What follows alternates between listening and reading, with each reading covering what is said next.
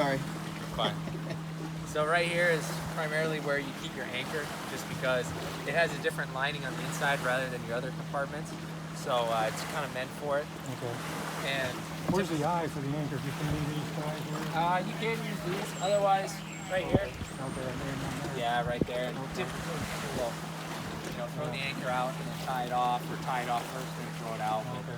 Typically, they see this just being that point because it's in the center of the boat. Okay. And, you're not off then the the rope cleat. just comes over. You just tie it up when you're going to use the anchor. Otherwise, it's all Otherwise, it's stored right there. Yeah. Okay. Okay. Do they use a certain kind of anchor on this lake? Typically digger anchors work the best. Okay. So with the joint, with two forks. Yep. So those typically work best, and it'll be up to you guys as far as like where you typically anchor out at. So from there, you'll know about how much line to let out, and how far the rope will go into the water and stuff. So, and over time, as you go more and anchor out, you kind of get a sense of how much you need to let out. This lake's exceedingly deep. Coming across the main part of Westlake, yeah, and typically people never anchor up in the middle. They'll just float and let the wave and current and winds take them, wherever. Yeah. But yeah, I'd say I was reading as I was coming here. I wasn't like super close to the shore, but I was kind of close. I was about 40 or so feet, and there's actually just an actual hole just on the other side of Pillsbury Point, and it goes down to about 160. So yeah, it's too deep for a single anchor. Yeah. But this compartment here is kind of got a glove box, so your radio is inside there as well. So if you wanted to put keys, sunglasses, wallet, stuff like that in there, you definitely could. That way it's kind of up out of the sun, not in direct sunlight. But then your radio, all you have to do is turn it on. Go past me.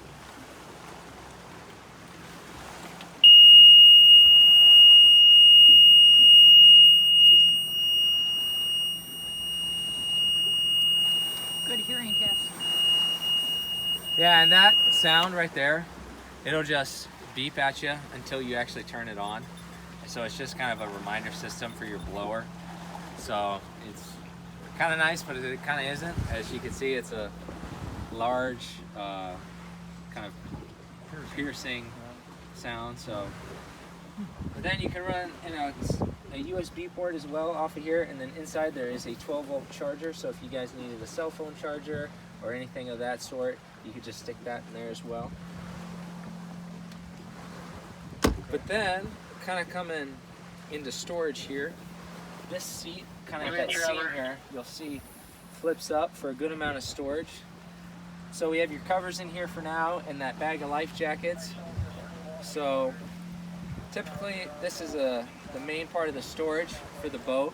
So if you're bringing a lot of stuff, you can put it in here. Okay, skis will fit in there too. Yeah, they should. I mean, it goes in there a ways. It'll go up underneath this seat as well. So, but then again, storage underneath where you're at, and then over here, same deal. This cushion will completely remove for another storage spot, and then physically underneath yourself as well. Again, the seat will flip for more storage. But then.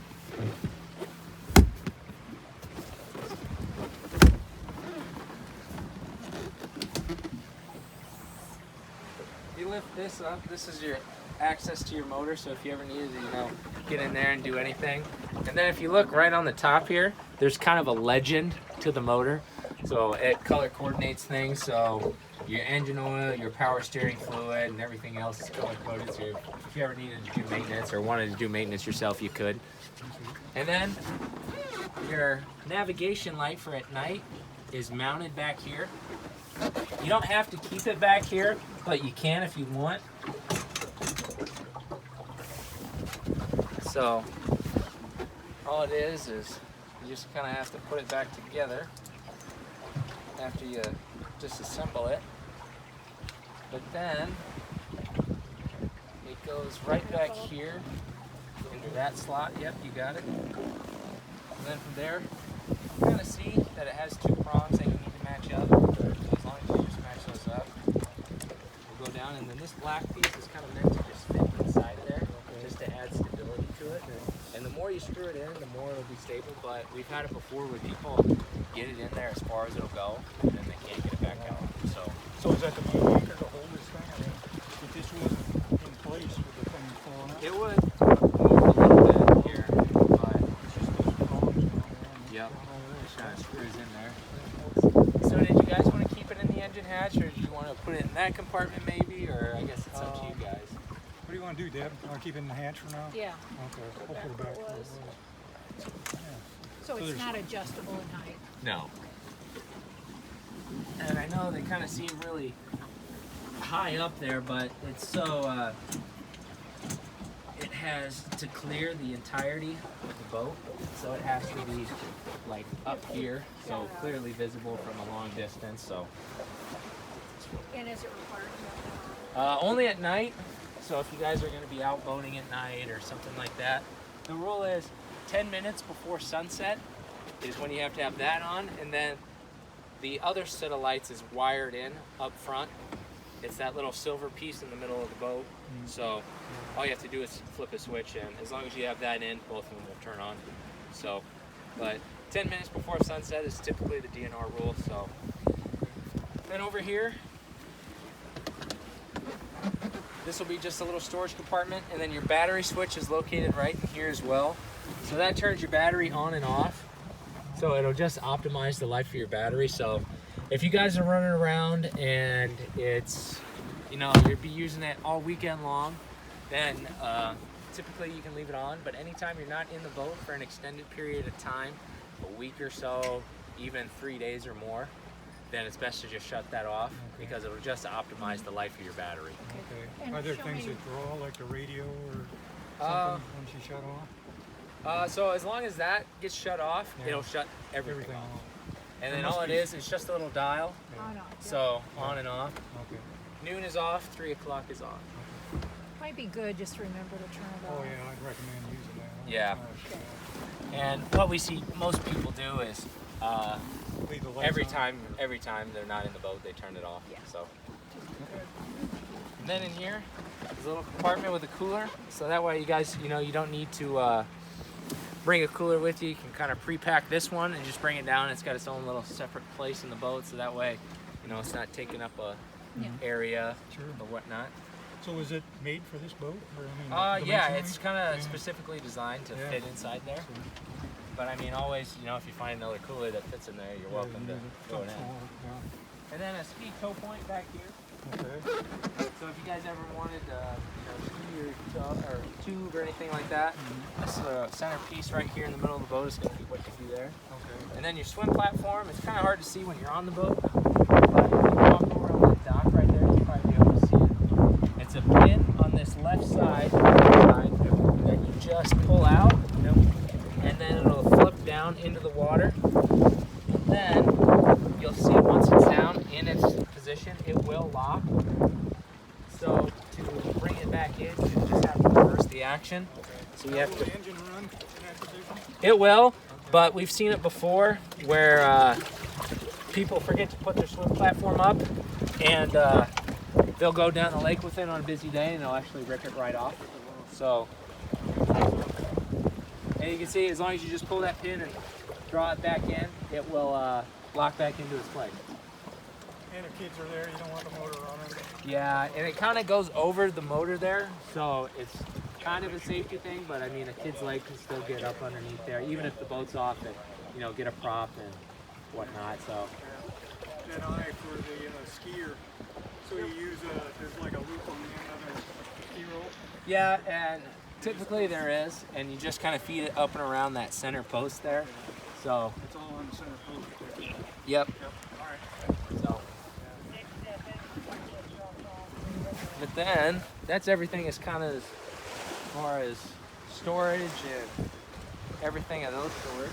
When you're bringing the boat into the place, how do you know when to stop? When you hit that thing? Or? Yeah, so you guys do have a drive stop, so you'll just kind of float in. It's best if you don't come in at a high rate of speed and just smack it. So I typically, as long as you get it lined up, I'd say, bring it back to neutral at about the end of your dock or the start of your dock there. That way you can kind of just coast in and slide in. And ideally, Yeah, and I mean, we've seen it before, and it all depends, with whether if you get waves, that kind of push you in there.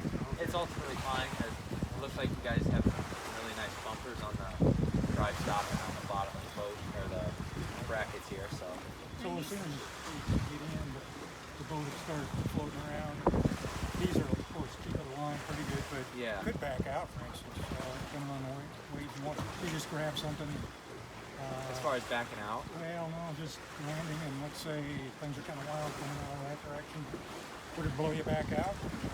It might, but it looks like you guys have pretty good coverage here. So, The wind's going that way. yeah, bringing it in, I imagine, like today where you got a pretty south wind coming at you. I mean, it'll just kind of move you around in the hoist. So, if you get in here, you might bobble around still with the waves, but I mean, as long as you're in here, you're pretty protected. Does this thing steer when it's in neutral? Yeah, it will still, because the momentum will just kind of keep you going until we kind of steer it a little bit. And the But drive works as a rudder. Yep. So even if you just like put it in gear a little bit and then bring it back, that'll kind of just keep it a little power level push again. You said we have a drive stop. So that's on your hoist. It's a little board that we're kind of, it's on your neighbor's hoist over there. So essentially, that just lets you know that you're in as far as you can go on your hoist. So that's typically where you want to set it and then bring it up. So it's where you want to store it. So You don't want that too low. I mean, they go over the top of it with the boat, yeah, and then people lift up and they forget where they're at and they try to back out over it. And their that's props all- get chopped yeah, up. And, makes it nice. yep. What's the profit on this cost? It all depends. Aluminum, I don't know if you have dual props or just the one single. I don't know if it's a 500 or 500. So, I mean, it's a spending mistake. Yeah. So, it's always best to rather come up on it and find out, I'm in way too deep. So, yeah.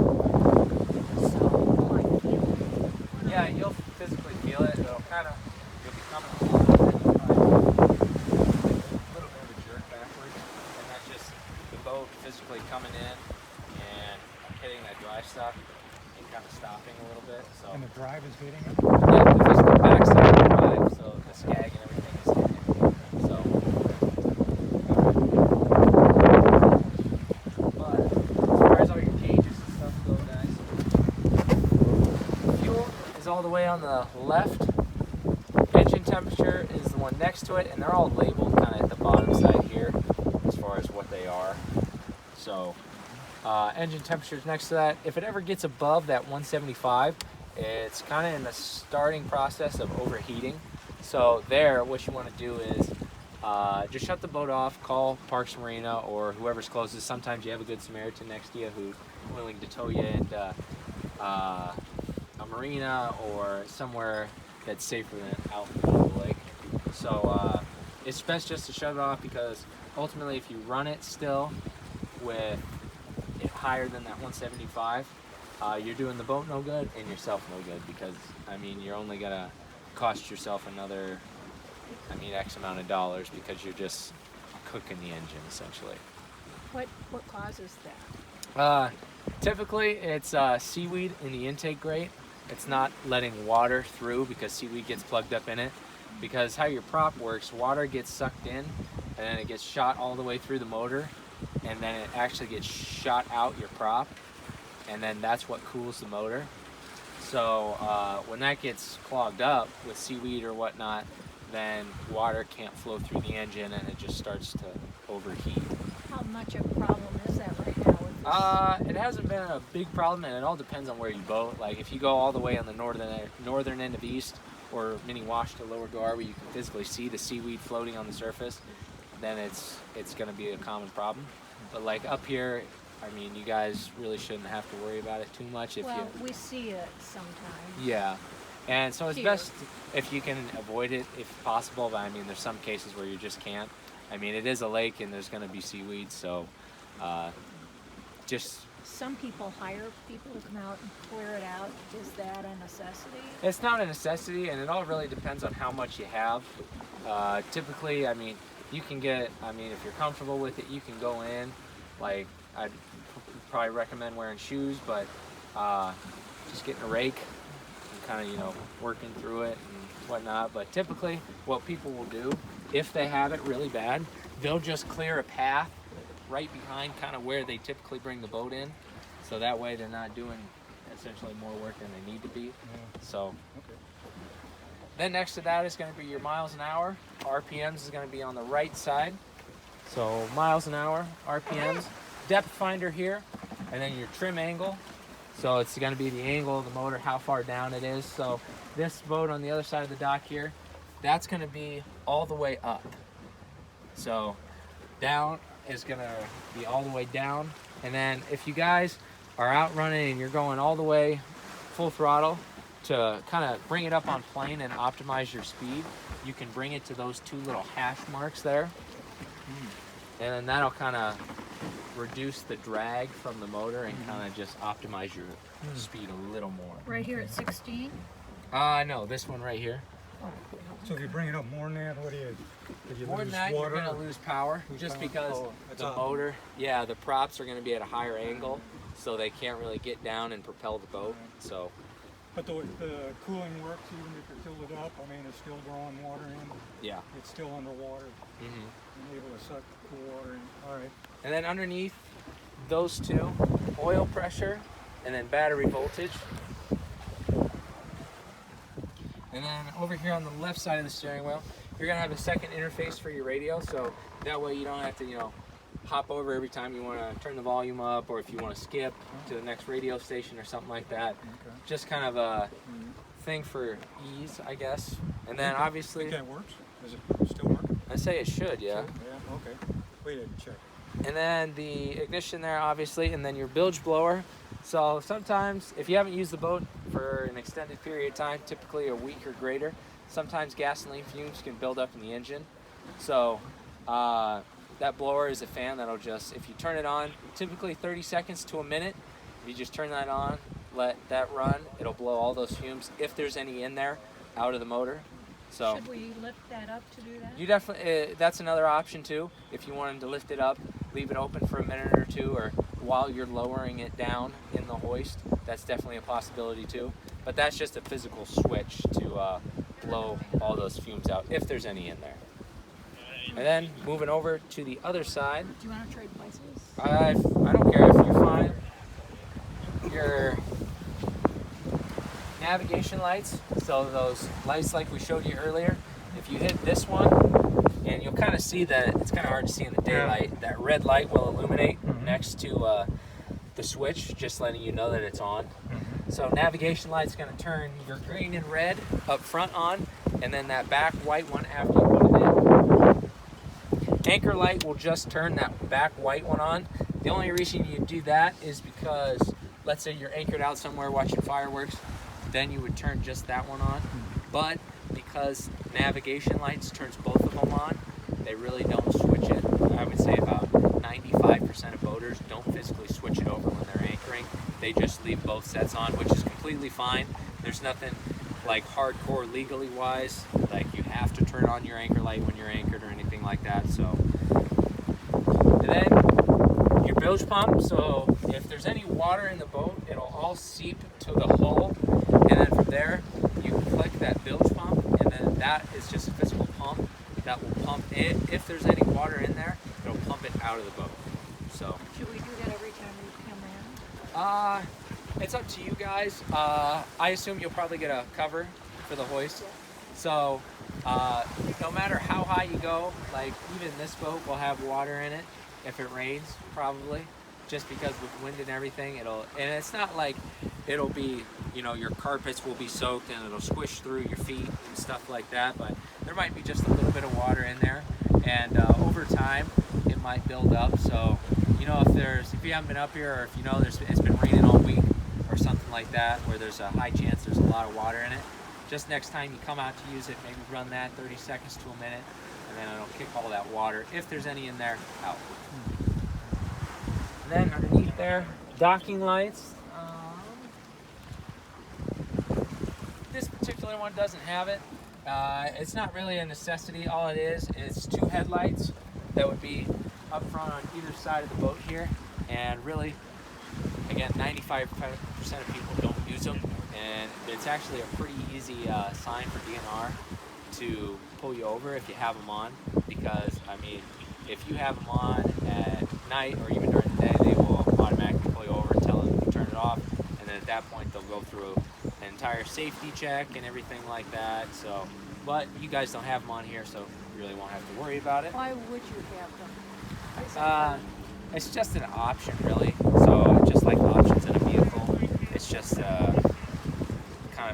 it's just an option. Is Probably what for it landing is. at night, you can see. Yeah, and that's the idea behind it. So if it's like pitch black out here and you guys can't see, let's say you come in at the 300 mark and then you turn them on to try and, you know, find your place or whatnot. But, you know, over time, most people kind of develop a sense of, you know, where they're at, and they can kind of spot their dock. But essentially, that's what they'd be used for. Is, yeah. Underneath there, you're gonna have 2 accessory pieces. They're not going to be hooked up to anything, just preset for cosmetic purposes by Cobalt. So if you wanted to hook something up or add an accessory piece on, there's already a switch for it. So you know there's not a black switch right here and it's not labeled or anything like that. So, and then interior lights, little LED lights that'll kind of be scattered throughout the cabin here. So kind of hard to see in the daytime. So right there and then up front. Okay, just 2 of them. Yep, and really, we don't see people use them too much just because if you're going at a slow rate of speed, they will attract bugs, so it's kind of up to you guys, so. But,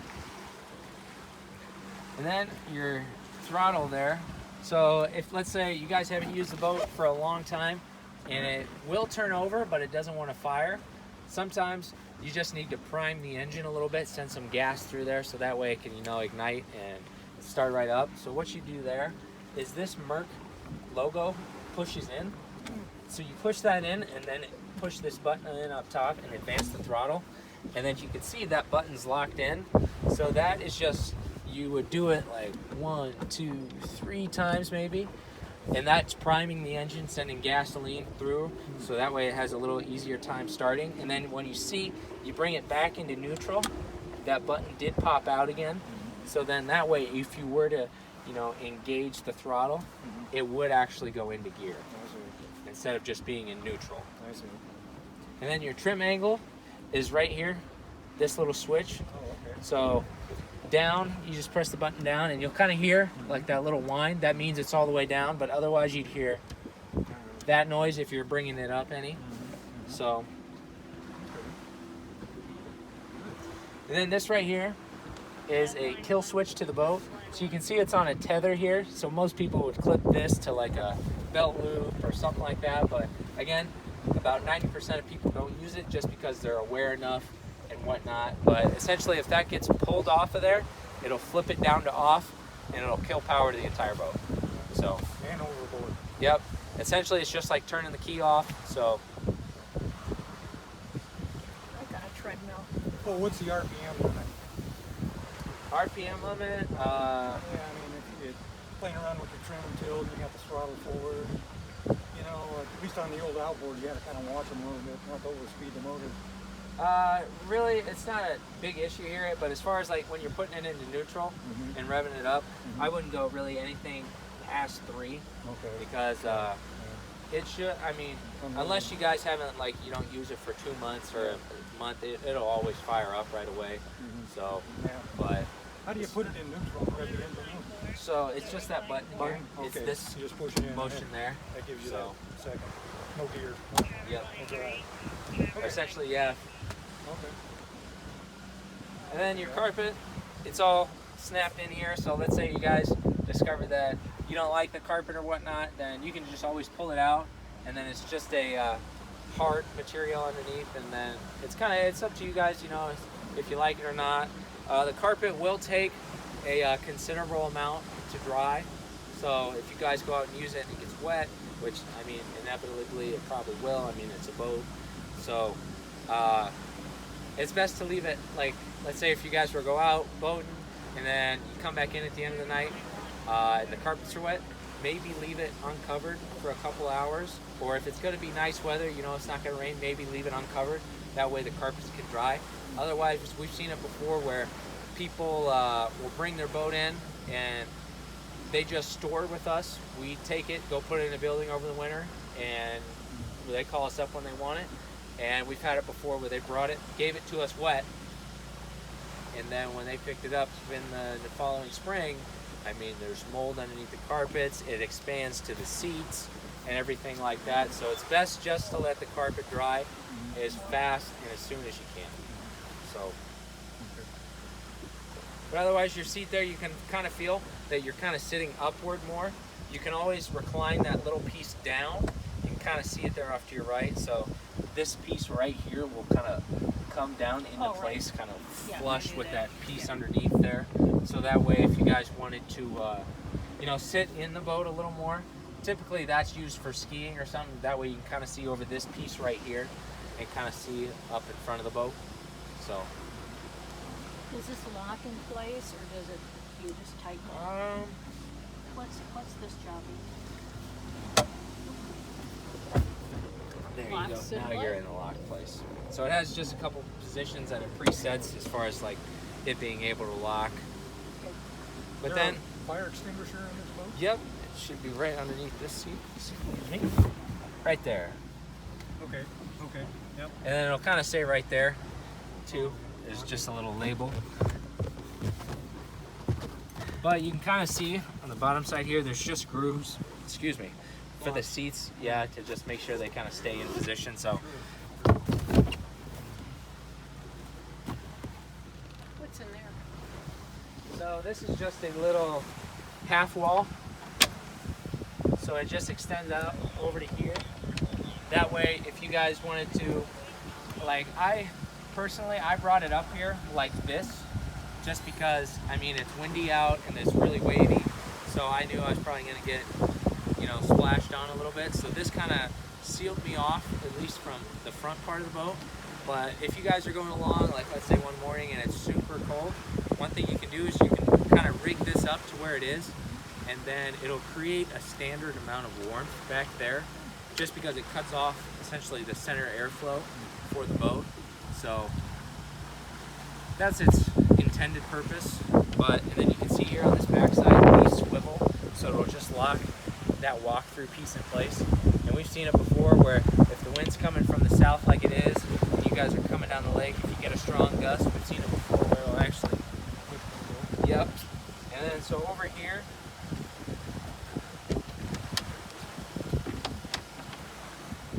your lock for your windshield here, this black piece is what gets locked in. And then you can kind of see if you play with it, that pin is what locks it into place.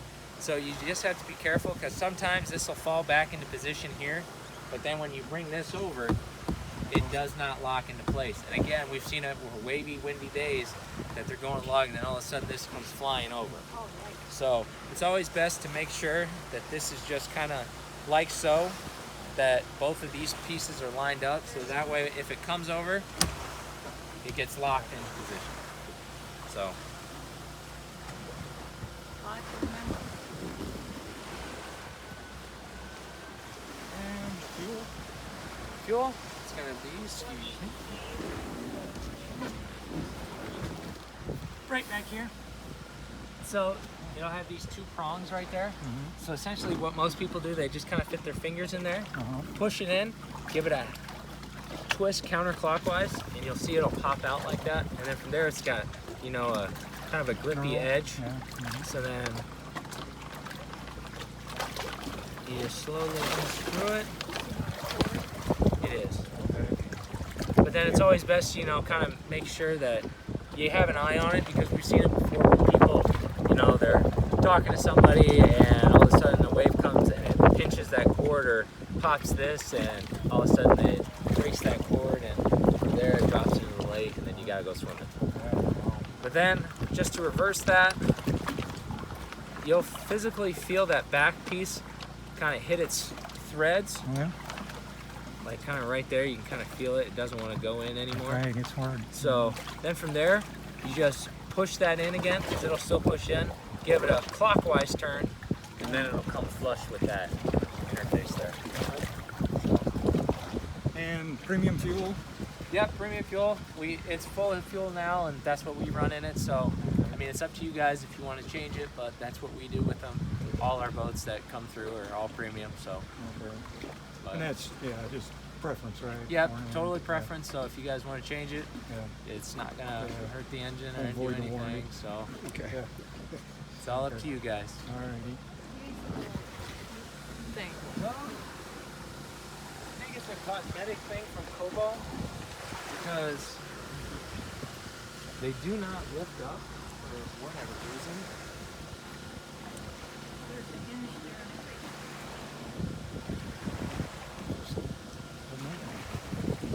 Yeah, I honestly could not tell you as far as how. So this one does open. It's kind of a little cooler area.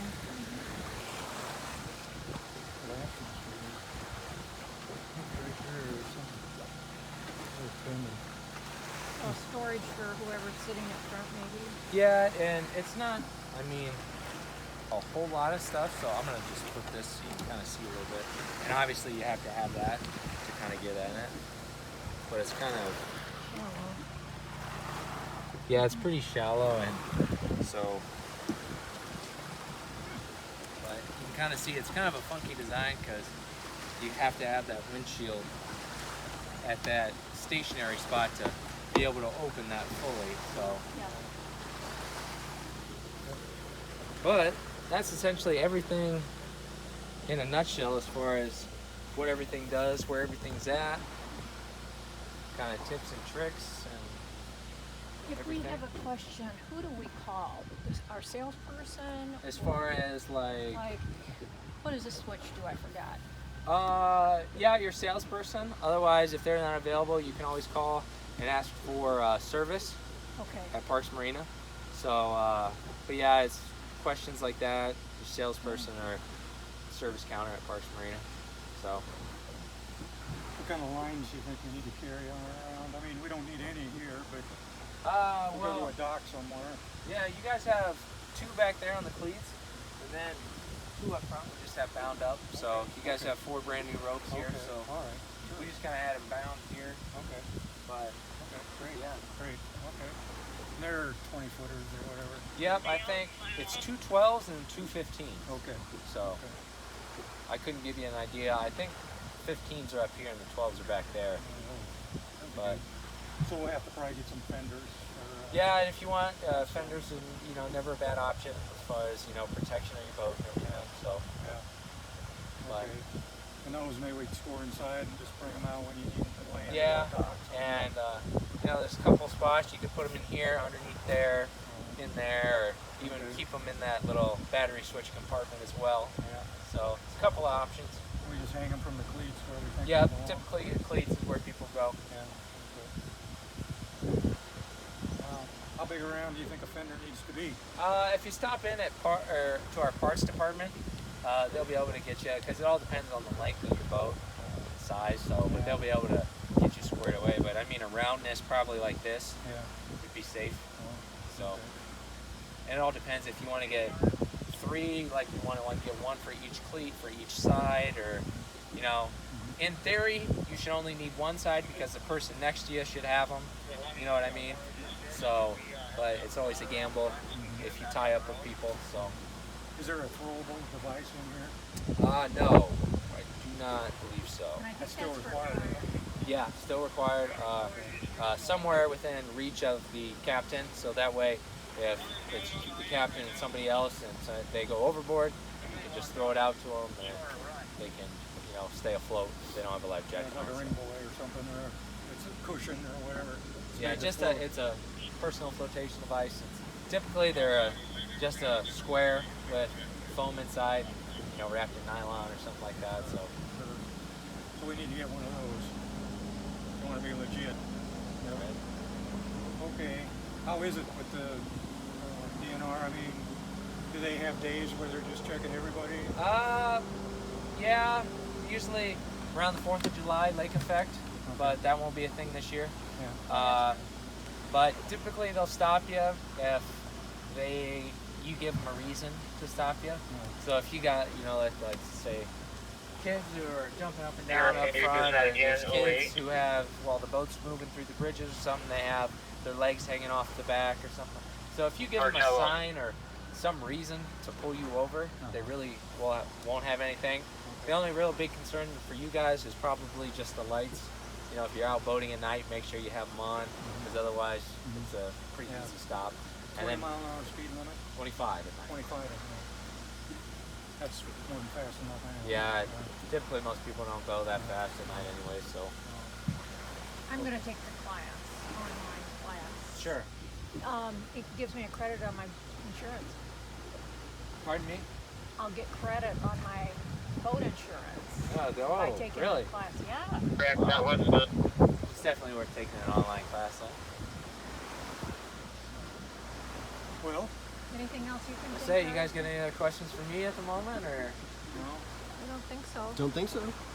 Let's say if you ever come up with any, I believe Steph Parks, the salesman, right? Right.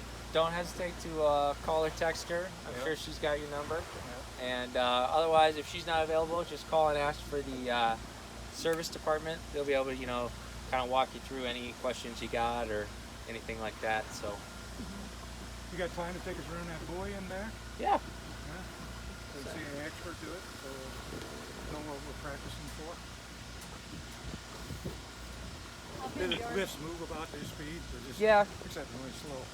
No, I mean, I would say about 80% of hoists go about this speed. Okay. Some guys who have like the shades on the sides and everything like that, really spring follow the bells and whistles, they'll have a faster motor or whatnot. So, Okay. but it's all a personal preference. But I would say 80% of people on the lake have it. Okay. So we're going to start to see it float here. Yeah, and essentially when you just want buoyancy.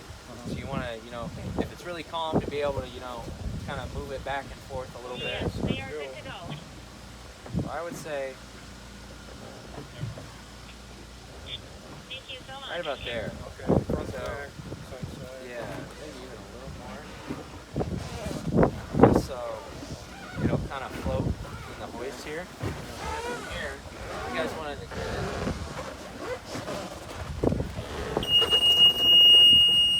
Sorry.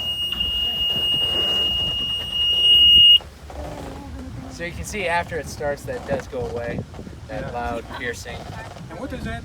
It's just that the ignition's on. And Yeah, essentially that all the electronics are on. So then from here, what I would do is kind of angle towards your neighbor here. yeah. And after a while, after you know you're going to clear, Yeah. kind of turn your motor back this way. Essentially Spin you around. spin you around here. So I would say this is probably about the best course of action Okay. coming out. Okay. You didn't have any trouble pulling in, did you? No. Okay. Shot it. Wow, that's good. That's nice. How much you want for it? Sounds like you're 40. Yes, I am Trevor. I just laid on the road about 2 minutes ago or 5 minutes ago. So when we go wide open, we got anything to worry about? Just Yeah, approach that temperature gauge, and then obviously, just be aware. Over your shoulders, left and right, stuff like that. okay. Where you can open up, is that what that is? Or where are the markers that you can speed up? 300 footer. Yeah, so as long as you're not between shore and a buoy, you can open it up to whatever desired speed you need. But otherwise, if you're between the buoy and shore, it's just above idle, 5-10 miles an hour. Really slow. So, no wake. No wake kind of thing. So essentially, whatever speed you go underneath the bridge. Yeah. So. What about turning this boat at high speeds? Anything to watch out for? Put your clip on. Yeah, I would say slow down if you could, just because, going at a high rate of speed, you might slide a little bit just because. Okay. I mean, But the boat isn't gonna flip or no. do anything weird. I mean, as long as you're not taking like trying to do a real sharp U-turn. I mean, taking it wide or anything like that, you're fine. Okay. No, I But- wasn't planning on doing it. I just wondered. I won't have to do it now that you told me that. Yeah. Well, nice. I think I know what we're gonna be doing the rest of the day. And then your steering wheel, your tilt, is just this little lever. So if you want to stand up or sit down way in here, you can kind of adjust it accordingly. So. It's like my Ford tractor. You're right.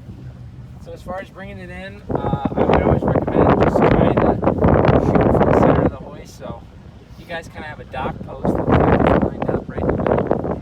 So try and put that nav light like right at that middle, just as far as like bringing it in and whatnot.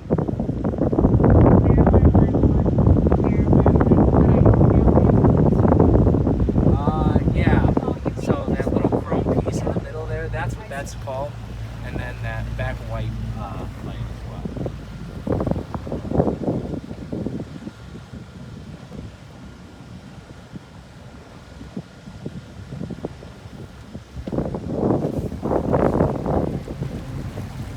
As far as bringing it in, it is a little windy. You can kind of see that the wind's going that way. So we're going to come in just a little to the left. And you can kind of see from here, I brought it back to neutral, and we're just kind of coasting at this point. And then one thing you can do is put it in reverse. If you do have that happen, to where you'll bob around, you're not coming in 100% dead on, you can just put it in neutral because that'll just slow you down a little bit. But then we didn't hit that drive stop yet, so we're going to bring it forward. There it is. There, you know, you're as far in as you can go. You're where you should be. So then from there, you can turn it off and then pull it towards you. Before shutting it off, you can turn off the key and everything. Yep. And then from there, the electronics will stay on just because you haven't turned the battery switch off to kill all those. So We're going to be gone for a few days, yep. That's turned it off. What angle is your motor at here? So right now I had it all the way down just so we could feel that. Yeah, and it all really depends. Like, we haven't had it in a while, but if the water table goes down, and it maybe is an issue as far as like if I have my motor all the way down, will it hit the bottom? Then you might want to trim it up just a little bit, but I mean, you guys are fine here to have it all the way down. So Well, the water's high now. yeah, it is. So Probably won't be down there. Wonder if we ought to get a bumper for that coast out there. might not be a bad idea. Maybe just a little plastic piece that you can nail on either side of that post there, or even just maybe some rubber, just in case. Yeah, that if it does happen, that it'll just bump that, not the wood. So. Any other questions? It's been great. Yeah, if you think of it 10 minutes after I leave, you can always text Steph or call the service department at Parks Marina. So, yeah. Okay. We don't want to lift her up with the engine running. Well, I did shut it off. Yeah. So, but He's saying that for my benefit. It'd run out of water, wouldn't it? yeah, it still would. And it would overheat. Yeah, essentially. But yeah, if you guys are still, if you want to go out this afternoon, I'd say you're probably fine to leave it at this height. Just because you're pretty secure in here. Yeah. You're not bobbing around and whatnot. So Okay. that way, you don't put it all the way up, and then later, an hour later, you have to put it all the way back down. And, Do the bunks kind of center it? yeah, they'll sit just on either side of the hole, so they'll probably be right here, and the V will kind of I think they're going to come out and do an adjustment. Sure. So, but they And- should be pretty good. Yeah, and I mean, it fits pretty secure in here, so I mean, they might make a minor adjustment to the bunks or something like that. Okay. And they know how to adjust this thing down. to Yeah, the so right they height. might, all it is bolts here that they'll loosen, and then they can bring it down. So, yeah, and it's ultimately whatever you guys decide. So if you want it like that, or if you want a little bit of room, so it's all up to you guys. But Well, we were thinking about a Bimini top? Yeah, but those collapse down. Don't They do, yeah. So they wouldn't add any height necessarily. And it'd only be a deal where, like, let's say you wanted to keep your Bimini top up all the way. Some people will adjust their hoist so they don't have to collapse it down every time. So just a thought. I mean, but if you guys aren't getting the Bimini top, let's say this summer, maybe next summer, if you do get one, you can just tell your hoist company, to adjust the hoist accordingly. So that way, you don't have to take it down every time and whatnot. White sole shoes instead of black sole shoes. It's up to you. A shoe's gonna leave an imprint either way. So White would probably be better though. yeah, ideally. It is on a sailboat right now.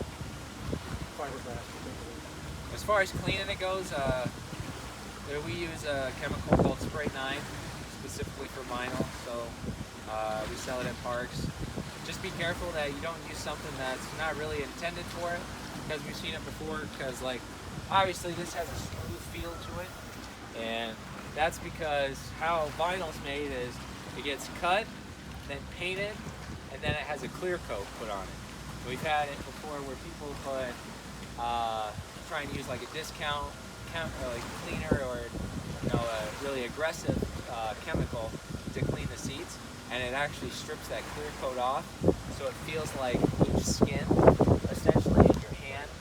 You can't move it back and forth without it catching and pulling the vinyl along with your hand. So just one thing to kind of keep in mind, upkeep, maintenance of the boat. So Does this look like it's been cleaned up pretty well? yeah, and it really has, because I've seen it before where that, like what I just talked about, was everywhere. Not a single seat on the boat was not that way. So I mean, I've seen it there. I've seen it before where it looks like it comes brand new out of the showroom. So and everything in between. So, but overall, this is very nice. I've definitely seen it. I mean, we didn't do any vinyl repairs to it at all. I mean, because sometimes people that step in and out of a particular place, you might get a crack or a seam or something like that. But Is there a protector you can put on? Yeah. Or are they just a waste of time? really, the only protector is just like a conditioner, and I think Armor All makes like a vinyl. Dan, I'm over in the gel shop conditioner. next to Corey. So I really, So many people. People who bring their dogs with them, what do they use generally on the seat? typically they bring like a blanket or a bed, something like that, just so nails, paw prints, stuff like that. Or they try and keep them on the carpet, the more interior part of boat. So Might be good to get a rug or something right here where we're entering and might not be a bad idea. Yeah. Otherwise, if you put it up more in the hoist, you might be able to take the swim platform out and around over there. But obviously, with it lower in the hoist, it's going to be farther back. So when you put it up more in the hoist, it'll come up.